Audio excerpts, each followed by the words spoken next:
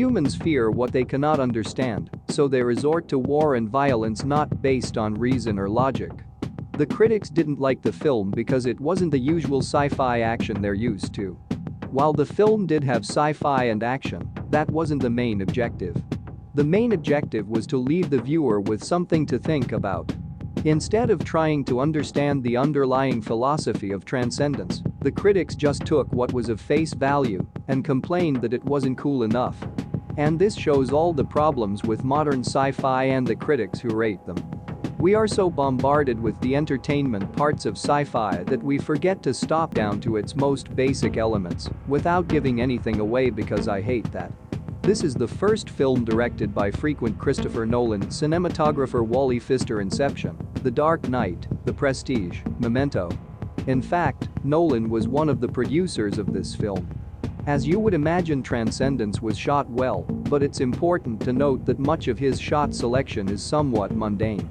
Being a great cinematographer doesn't always translate to being a great director. Much of the promises and complications of advances in nanotechnology and artificial intelligence are discussed in Transcendence, and that's wonderful. Most movies that have these elements would break down into an action film or be the basis for a horror movie, but that's not what happens here. Transcendence stays firmly in the realm of science fiction. That's exceptionally rare, and I'm giving the creators credit for that. It's what elevates this movie, in my opinion. One reason why people would really want to see this movie is the ethical questions it poses.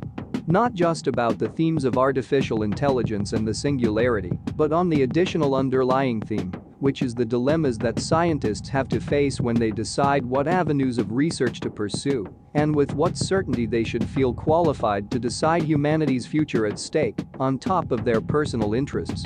The acting in this movie was good, actually. Johnny Depp performs really well, considering that for half of the scenes we are just hearing his voice.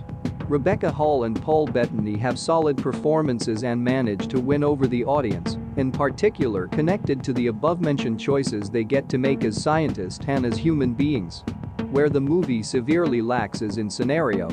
The inclusion of nanotechnology is a big foul in my view, and rather spoiled the ending of the movie. At the very climax of the entire affair, it led us to wonder what will happen to the nano-thingies, while we should be hanging on our nails only for the sake of the AI and its darling.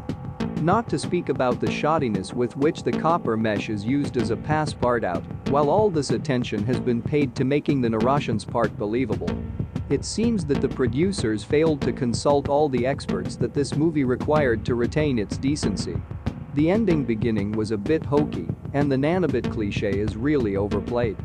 I guess they stopped Pin, but the dream of a better world eventually becomes true as some of the nanobits survive and thrive.